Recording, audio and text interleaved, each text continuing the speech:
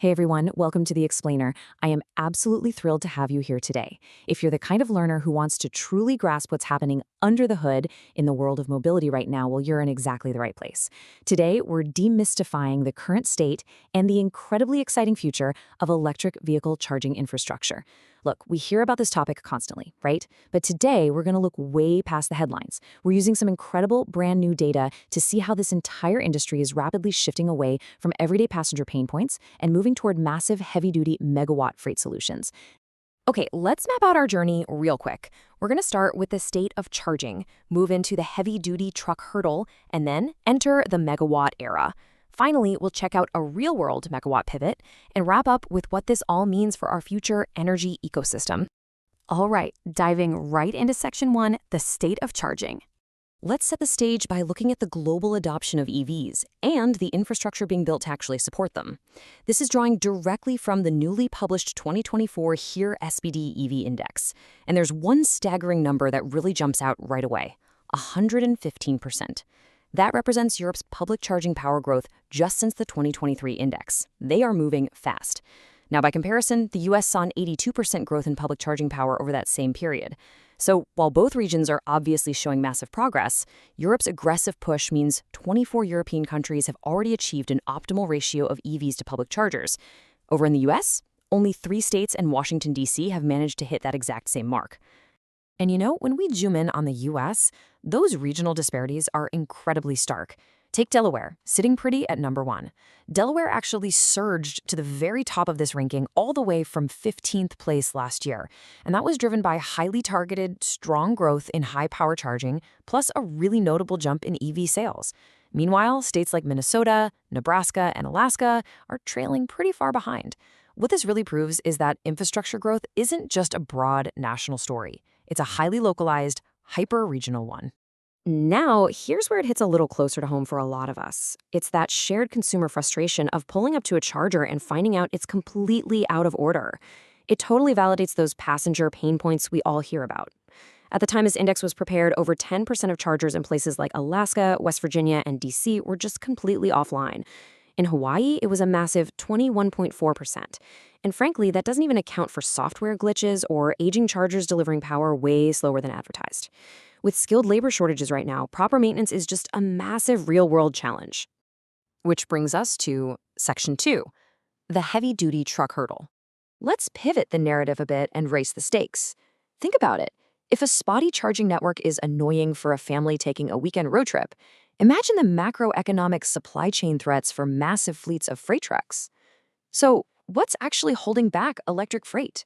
We've seen some cool early pilot programs, sure, but to move beyond that into widespread commercial deployment, the freight sector is facing some incredibly complex logistical hurdles that your everyday driver literally never has to think about. A recent report from the Electrification Coalition flagged 5 primary barriers that are actively slowing down medium and heavy-duty charging.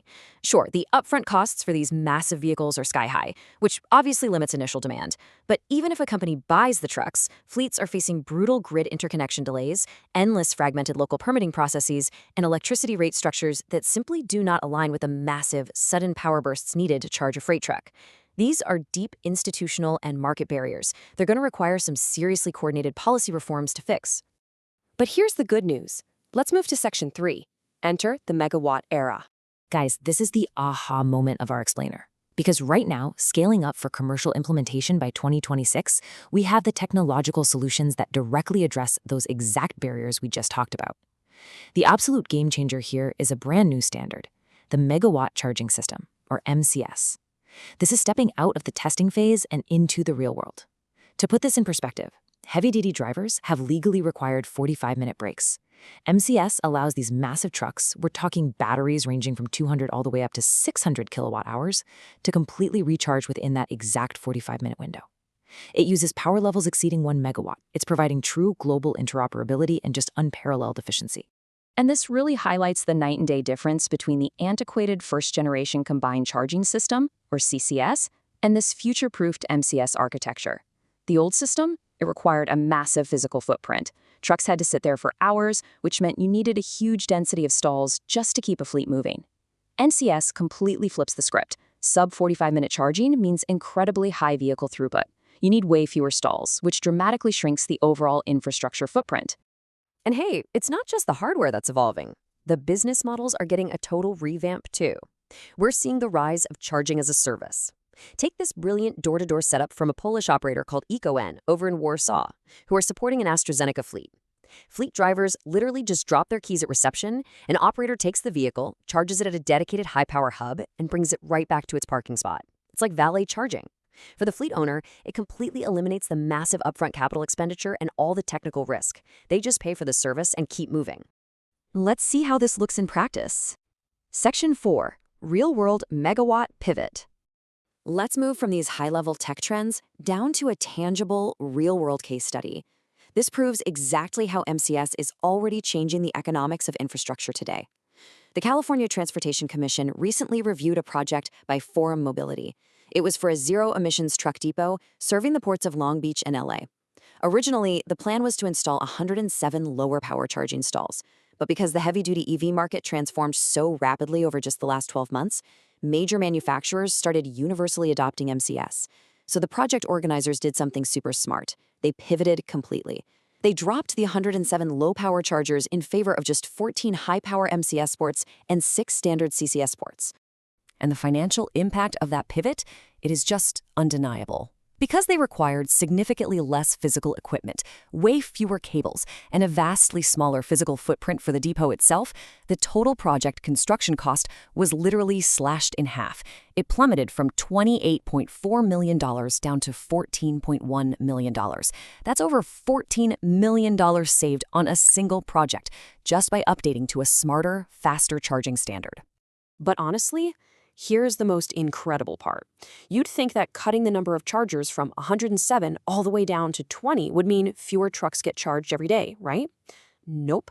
Because the MCS technology charges trucks so incredibly fast, the site's daily truck throughput actually increased by 31%.